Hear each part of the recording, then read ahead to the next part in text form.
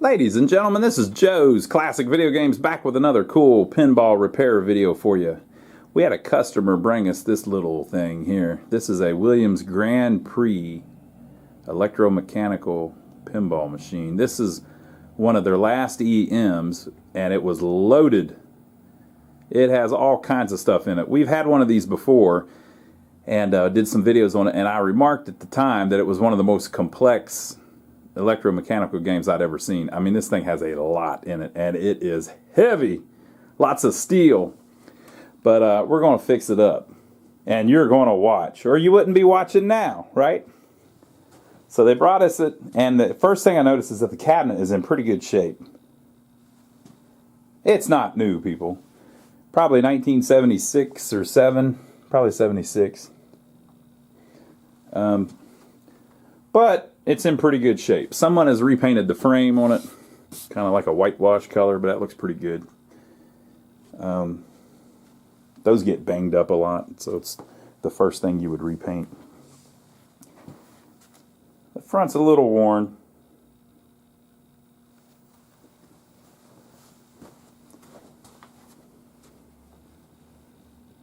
And then this side looks pretty good.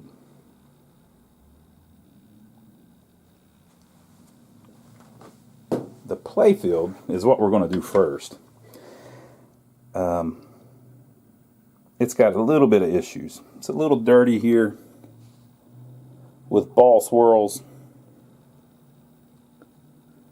And this is an issue here. If you look, see the little lines on the wood there in an arc where the flipper has been dragging the wood? If you look really close, it looks like there's tape on the playfield, maybe over those drags. It looks like there's little pieces of tape there. And if you look at that flipper there. See how that flipper is right on the wood? That ain't right. That shouldn't be like that. So when the flipper is dragging the wood like that, it's because the bushing is worn out. There is a little bushing that goes through the playfield that makes the flipper sit up above the wood. And when that gets messed up or broke, it will collapse down onto the wood, and then the whole time that it's flipping, it's going scratching the hell out of it. And so that's what's going on there. It's actually dug some grooves into the playfield. So we're going to fix that. And we'll probably touch up the paint just a little bit there, but there's not a bunch to touch up, just a little bit. Try to hide it a little bit. There's 2 kick-out holes here with a little bit of wear on them. We'll probably touch that up too. Just because we have they're just bad enough to do. And we're going to have it all apart anyway. And then up here, there's a pretty rough spot here. Someone has touched it up, but they're a little off on their color. And it's kind of, you can see it. This is a good example of what I often say. If you make the color too light, it's really hard to get it to match perfect. It's hard to get the white and the yellow, or just about any color, to match perfect. But if you are going to be off a little bit, it's better to make it where it's a little bit too dark than a little bit too light. You can see how, because that white is just a little bit too light, you can just see it instantly. And then the yellow, very hard to match yellow. So hopefully we can get it a little better than that, but it needs a little work there. It looks like they've got it maybe a little bit too orange. Looks like. Yellow's a tough one to match that, but we'll see if we can make it a little better. And then since we're going to be up there painting that anyway, we might touch up that little bit of the ball trail there. But all in all, it's in pretty good shape. It's got a few little issues. We won't get it looking perfect, but I think we can get it looking a little bit more presentable. And we'll go from there. Now, if you look, there are 4 drop targets, which is pretty cool. 2 pops, a kick-out saucer, another kick-out saucer, another kick-out saucer, 2 spinners, 2 kickers, but the thing that makes it more complex is there are 2 bonus lines and 2 bonus or spinner light sets, right? So it's just it's got a lot going on. Now the back glass on this particular one is in pretty good shape. There's a little bit of problem down here at the bottom. Someone pointed out to me recently that the reason that it's always the bottom is because of people cleaning the back glass. You spray Windex on it, it goes down into that channel and sits in there, and then it slowly starts leaching up into the paint on the back and making it peel. That sounds like a really plausible explanation to me. That's probably exactly why it does that. Usually whenever you get a back glass, it starts having problems at the bottom first. You can see the top's perfect. You know? So that actually makes a lot of sense, and I think they're probably correct. So that's the shape that it's kind of starting in. We've been doing this new thing where we just plug it up and see what it does as the customer would see it. So the customer that brought it to us isn't really a pinball repair person. They just got this pinball machine and they're trying to get it working again. And so we might as well plug it in and just watch and see how it acts, and just see, you know, how it would appear to them. And then through the course of the videos, we'll fix it and see if we can figure out what it's doing as we go through. The way I typically do it, or I used to do it, is I wouldn't even plug them in. Like if I get one of my own, I don't even plug them in, because you got to go through every little part of it anyway. So I go through, and we will in this series, we'll go through and clean every relay, every stepper unit, rebuild all the stepper units, rebuild all of the score reels. There's a ton of them. Rebuild, you know, clean all the switches on the score motor, and then we turn it on and see if anything doesn't work. But lately we've been plugging it in first, just so we can get an idea of like how the customer feels about it whenever they plug it in. So that's been pretty interesting. So that's what we'll do. We'll go ahead and plug it in without even looking inside of it, because I think that's probably how the customer would do it. So let me get the cord out. We'll plug it in the wall and see what happens. So we plugged it up. Let's turn it on, see if anything happens. There's a switch under the front right leg. Okay. Heard a little bit of stuff. We got lights on the play field, but no lights in the back box. Okay, so let's try hit and start, see if anything happens. Oh, you know what? There is one light. The first up light is on, which means it's kind of in the middle of a game, but it's not playing. All right. So I'm going to hit start, see if anything happens. Okay. So it's kind of in the middle of a game. There's no ball in it. Let me see if I can find a ball and drop in it. Put a ball in it. It's scoring.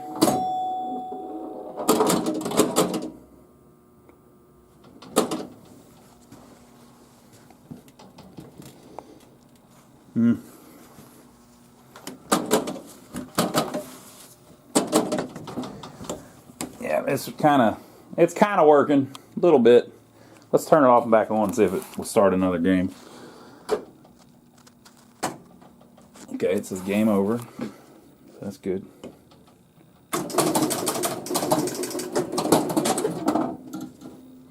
Kick the ball out. It says ball and play 1. That's good. Whoop.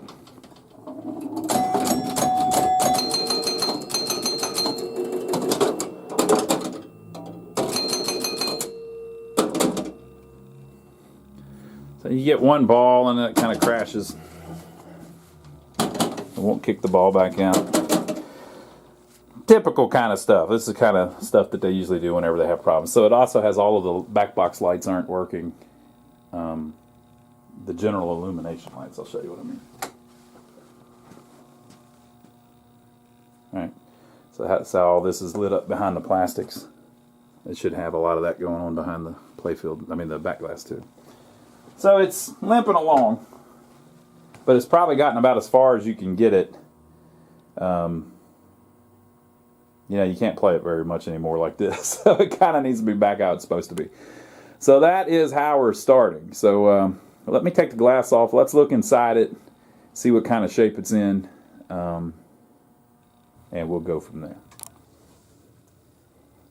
All right. It looks pretty clean actually inside. I know you can't see much yet, but I'll pop the playfield up farther here in a second. There's a little bag here with some coil sleeves for the chime coils. Looks like they were trying to work on the chimes a little bit. But all in all, it looks pretty clean, actually. One thing I do notice is if you look back in the back, you might not be able to see it, but the harness for the playfield is laying down on some of the relays. And if it does that, it'll make it where those relays can't move because the harness is laying on them and it holds them in place. So you gotta watch that. But it's all pretty clean. Nice, clean looking little game. Let me prop this up farther where we can see it a little better. So you see how there's this big harness? Whenever you put the playfield back, sometimes this will just rest on the relays, and that'll make them not work. The way you go around that is, there is a clip right there. See that little hook?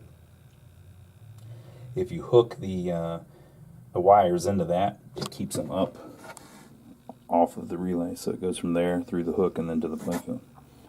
So sometimes that's an issue.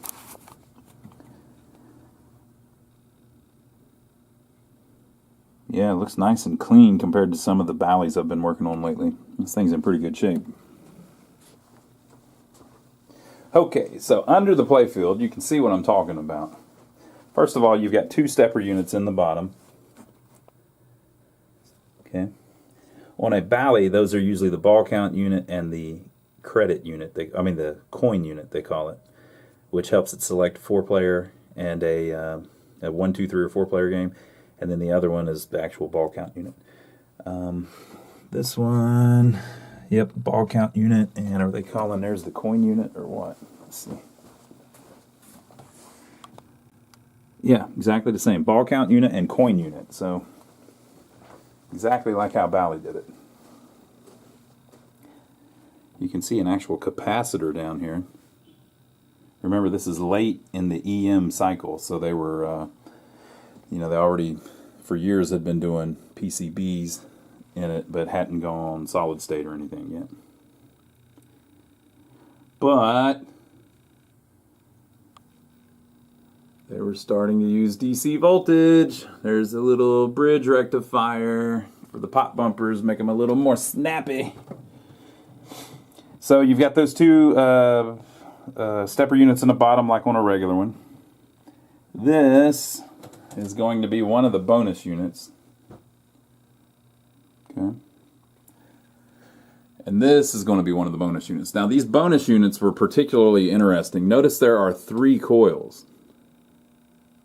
Why would that be?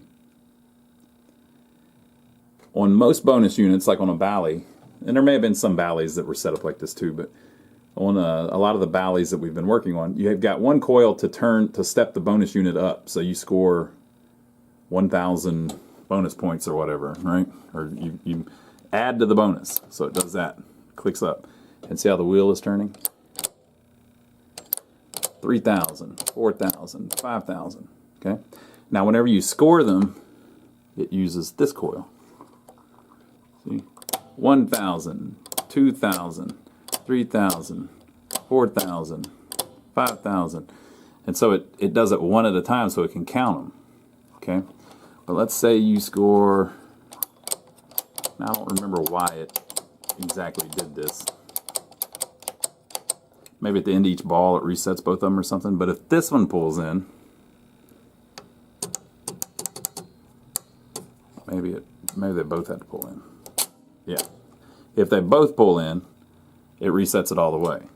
So it's like it has 2 different ways of resetting.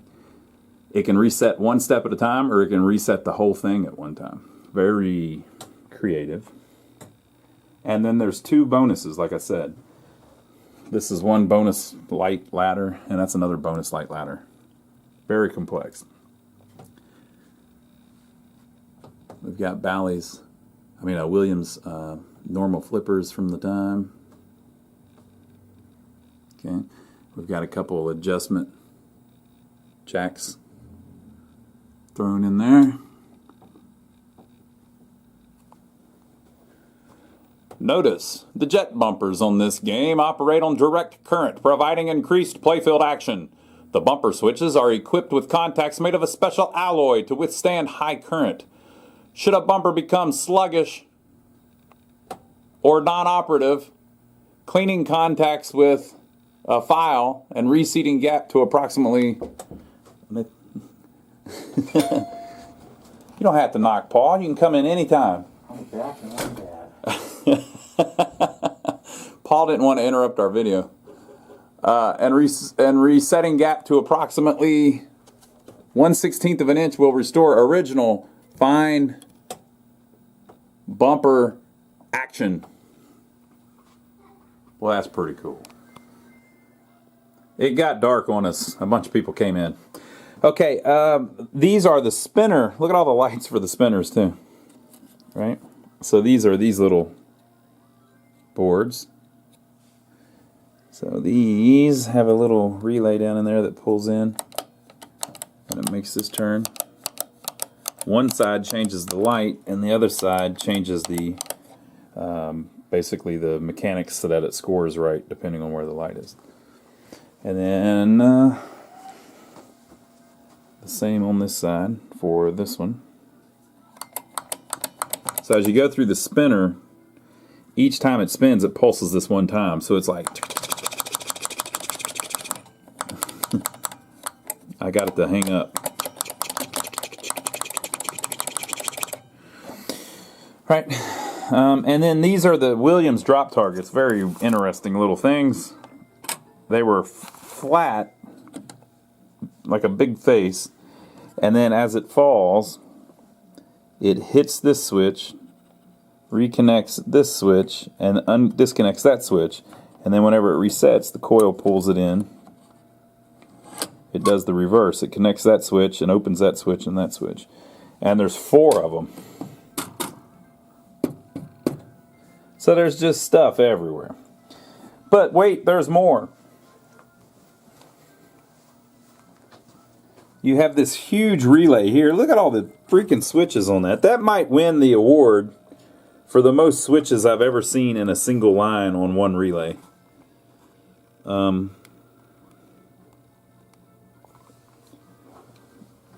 I don't see it labeled anywhere, but it's got a make and break switch, another make and break switch, another make and break switch, another make and break switch, another make and break switch, and another make and break switch. 1, 2, 3, 4. So it has 6 make and break switches. So that must be the alternator relay. So if it's pulled in, 6 different things are this way, and then if it's out, 6 different switches are this way. So they would use that to change scoring and stuff. And then you have the capacitor, which I would guess has something to do with the DC voltage they used a little bit of. 3 other little relays down there. A pop bumper and a pop bumper, an eject coil, another eject coil, and another eject coil. So it's just loaded. Got all kinds of stuff in it. This is kind of like the top end of EM games. You can't really pow much more than this into them.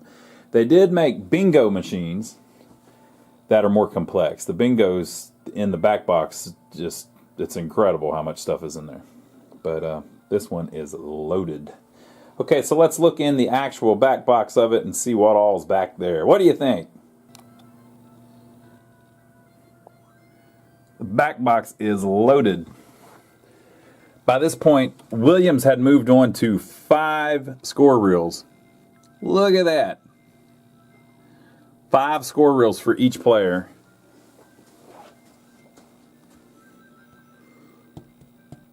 Plus a dummy reel. So it has a whopping 20 score reels in it, which all need to be cleaned and adjusted. Okay.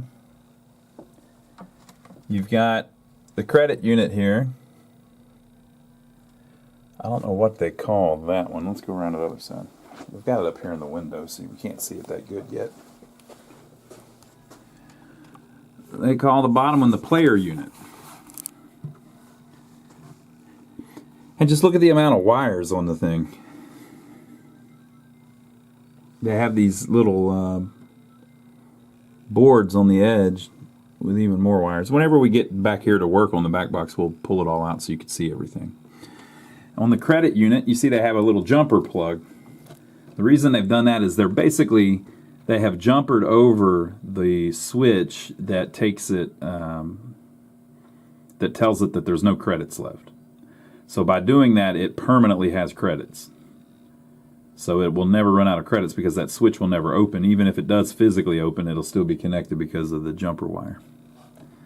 Okay, and then we've got some relays here. So we're going to have a 10-point relay, a 100-point relay, a 1,000-point relay, which is typical, and then a 10,000-point relay, which is nuts. And then you're going to have a reset relay, a score reset relay, another score reset relay, just to handle everything. And then I have no clue what the last one is. There may be 3, actually, because there's so many score reels. And then this is going to be the match unit, which is very similar to the spinner unit that's down on the bottom. So just load it up with stuff.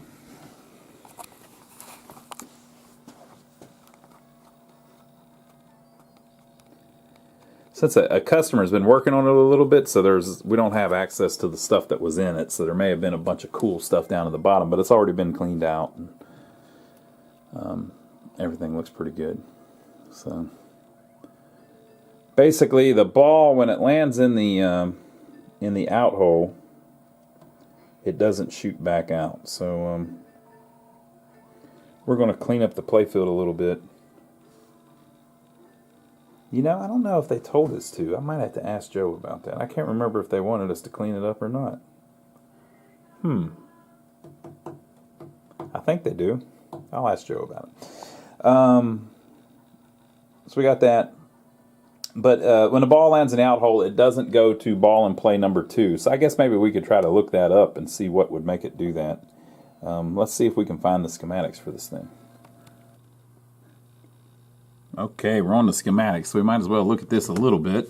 Here in the very first video, usually we don't do that. We're going to go through and clean everything like we usually do, but I figured we could look at this right at the beginning since we kind of know what the problem is. The ball doesn't kick back out after the first ball. It never goes to ball 2. Okay. So why isn't it kicking it out? So here is the ball release coil, which is the one that kicks it out. So what makes that pull in? Well, over here it's getting power. So what makes power get to the other side? It goes through a switch, the motor, switch 4A on the motor. Okay. So as the score motor turns, that switch will hit, which will connect power through the out-hole relay. So this is normally closed. For it to get over there, the out-hole relay has to pull in. Kind of sounded to me like the out-hole relay wasn't pulling in. I didn't hear, whenever the ball landed in the out lane, did anything happen or did it just sit there? I think it counted down the bonus, didn't it? So that would be... So it's something like that. Something's going on. So what makes the out-hole relay pull in? Well, it's right here. And there's a whole bunch of different ways it can pull in. It's very complex. So, see, this jumps over it, so that doesn't count. The out-hole relay, one side is tied to power. And then how does power get to the other way? Well, it can get power this way through a switch on itself. So what does that mean? That means when the out-hole relay pulls in, this switch will hold power onto it while the score motor is turning. Okay, so how do we kill the power that way? It gets all the way over to here. Right? Let's see if that changes depending on what's going on. This is, like I said, it's a very complex game. C3 and C8. Lots of schematics, lots of schematics, lots of schematics.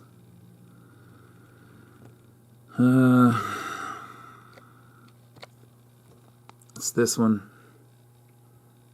That's where that power comes from. And it's another switch says MB. I don't even know what that means. I guess it means, I can't hardly read it. 5E, 2E, 3E, 4E, 5E. I wonder if that's on the motor. So the out-hole relay holds itself on through this cam on the motor, 5B. See how it says out-hole relay? Alright, so it basically locks all that on. Like I said, very complex. A lot going on. Let's see if we can track it any farther. If I can even find where we were. Yep, okay, so we're back. So the out-hole relay holds itself on through a switch on itself, and this goes way down to eventually a switch on 5B will open. So as the score motor turns, that switch will open, which will kill the power coming through here. So that will no longer be getting power that way. But it can get power other ways. So the out-hole relay can stay pulled in through a normally closed switch on the right bonus relay, or a normally closed switch on the left bonus relay, right? So like if you just isolate them, the left bonus relay comes back, and it has a 0 position switch. So basically, I guess the power lands in the out-hole, goes through the alternator relay. This is, since it's not at 0, this is closed. It goes this way and turns on the left bonus relay instead of turning on the out-hole relay. The out-hole relay, I guess, gets turned on at the end of the bonus. So it turns on the left bonus relay, and then it starts resetting one pulse, like we were talking about, okay? So this left bonus relay is held on until it gets to 0, and that opens. So the left bonus relay is held on here, right? So that switch is closed. The ball index relay is just a switch that closes if you make any points on the playfield, okay? This connects up to an impulse, so as the score motor turns, it goes bam, bam, bam, bam, bam 5 times or something like that. So each step that it turns around, it turns 5 times. It impulses 5 times. Bam, bam, bam, bam, bam. If the left bonus relay is held in and the ball index relay is held in, power goes through, and then through this number 1 star relay, depending on which side it's at. Let's say it's at that side. And it gives you 1,000 points each time it pulses. So then the score motor turns around, and what happens then? Well, that switch closes again, back the other way, and then back. Remember how we said that I was saying the out-hole relay turns on the score motor, so that's not on yet. The left bonus unit is turning on the score motor. I mean, the left bonus relay is turning on the score motor. There's the left bonus relay, the right bonus relay, the left bonus reset relay, and the right bonus reset relay, and then the left bonus total reset coil and the right bonus total reset coil. It's hard to keep it all straight. So it turns around a revolution, and then what happens? Well, it sends the power, that switch opens, and then it closes again, so it sends the power back through it again. Pulls in the left bonus relay. I guess it was holding itself on until the 0 unit break switch, so it would have still been on, right? So it starts going again, and it makes it reset one more position, because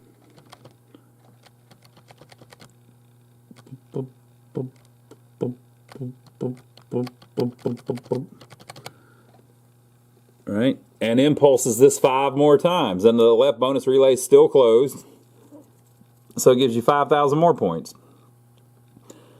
And then what happens? Well, it keeps turning around. The score motor keeps turning, because the left bonus relay is still held on because the 0 break hasn't opened yet. But let's say this time around it got to 0 and that opens. Okay, so the left bonus relay is no longer pulled in, it falls out. Okay, that would mean that this switch also opened and went over to here. So now the power goes through and down through here like we were talking about. This is no longer pulled in, so that's closed. And it pulls in the out-hole relay. So basically, you have to get the both bonus steppers reset before the out-hole relay will ever pull in, which is what kicks the ball out. So let's go play it again and see if we can tell at the end of the ball what it's actually doing and not doing. All right, so we'll reset it. It did reset to 0, and we are at 5,000 points on the bonus, which is probably right. So whenever I click anything, it's going to pull in the ball index relay. We may even hear it. Let's see what would be in. Where's there a switch I can hit? So that should have pulled in the ball index relay. That said, advances left bonus when lit, but I think that means the saucer does. Yeah. So when I landed in the saucer did that. So advances left bonus when lit. It did advance it. You see how that one advanced too many and all that? That's why we have to go through and clean everything. Because nothing will work right until you get every little thing clean. It probably hasn't been cleaned in a long time. All of the switches, all the contacts, right? So we now have this at 10,000 points. When I lose the ball, it should say, score bonus indicated by lit red arrow when ball leaves the playfield, okay? So I've got 10,520 points. So when the ball drops, we got to think through our sequence again. When the ball drops, it will start turning the score motor. When the ball drops, it will connect power to the left bonus relay.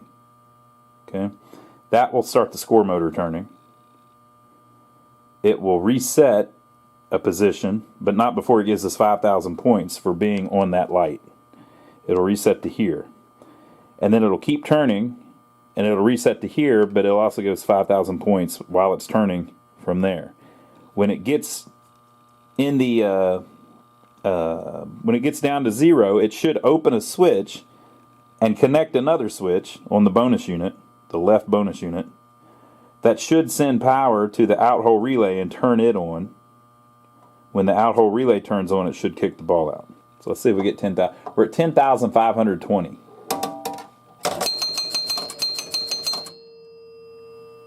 Okay, so it got back to 0, but it probably didn't connect the switch or whatever. So I'll take the ball back out and we'll lift the playfield up and see if we can just connect that switch and make it happen. I don't think it'll happen though because the ball won't be sitting on there.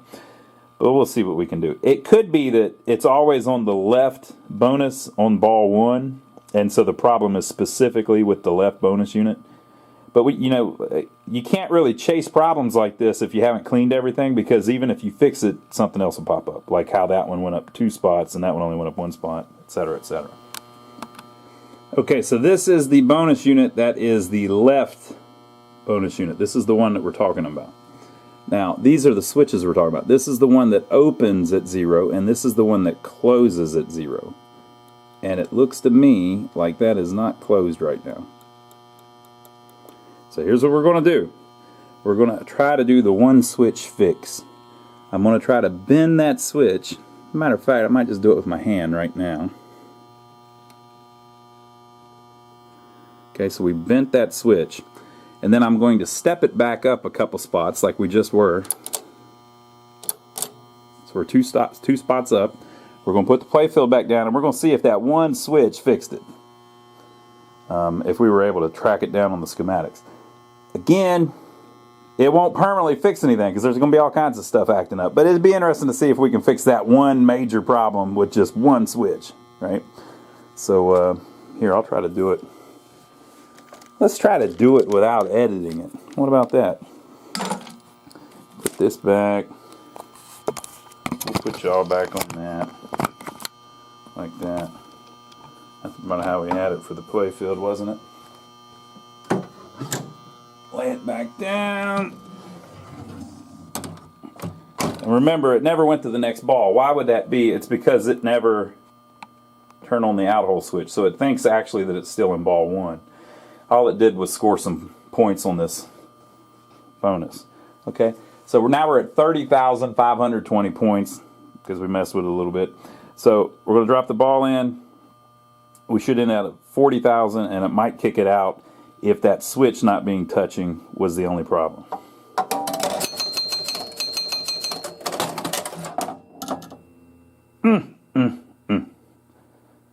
One switch.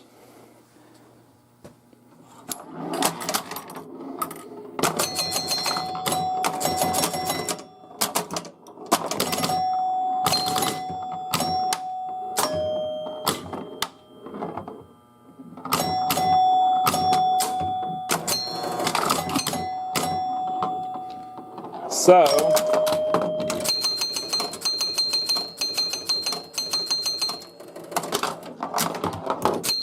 we could just leave it at that, but like I said, it won't be reliable, obviously. So what's that all about?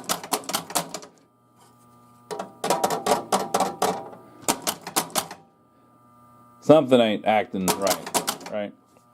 But I think we kind of, let's try it from fresh again. Okay, it says game over. Let's see if we can build up the bonus. Okay, build it up a little bit. We'll let the ball end.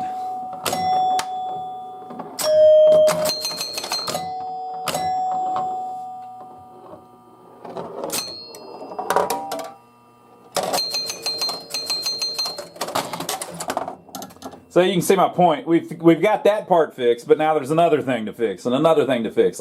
You can find all of the things that you need to fix by going through and just cleaning everything. So that's how we always do it that way. So we're going to do it the same way we usually do it. Go through, clean all the switches in order, pretty much everything clean, and then whenever you're done, it'll be reliable instead of, you're chasing one issue, chasing another issue, chasing another issue. But it appears that's the one issue, is that switch just wasn't close enough. So how many more switches are like that in the game, and that's the problem? Probably another 5 or 6, and we'll find them whenever we go all the way through it. So that's a good little start for it. I hope you enjoyed it so far. Make sure to give us a thumbs up for taking the trouble to film it for you, and we'll see you on the next video. We're going to do the playfield next, and then we'll clean everything in the bottom on the relay board. We'll clean everything on the bottom of the playfield, all of those switches. We'll clean everything in the back box, and by the time we've done that, hopefully everything will be pretty straight. But if it isn't, whenever we'll do a video where we play through it, write down every little problem, and then systematically go through and fix them. But it'll take us several videos to do all of that. It's a lot of work. These things are expensive to repair because it just takes a lot of time to go through every little thing, and then whenever you get an issue, you have to think through the schematics like we just did. But we like doing it, and y'all like watching it, so we appreciate it. Thank you to everybody that's been using our Amazon links. If you don't know about that, there's a link to Amazon down below. If you're going to buy anything on Amazon, if you click our link first to take you to Amazon and then buy it, same price and all that, it gives us a piece of the purchase because we sent you there. You used our link, so we appreciate that. I don't want to play it anymore until we fix those bushings too. Good way to scratch up the paint even worse. And then finally, last but not least, don't forget to check out my brother Donnie. If you don't know about my brother Donnie, my brother has a channel here on YouTube. The link is down below. If you like watching us work on these old pinball machines, you'd probably like watching us work on old buildings. We got some old buildings that we're fixing up in a small town near here, trying to help revitalize the downtown area. So we'll see you next time when we'll work on the playfield a little bit.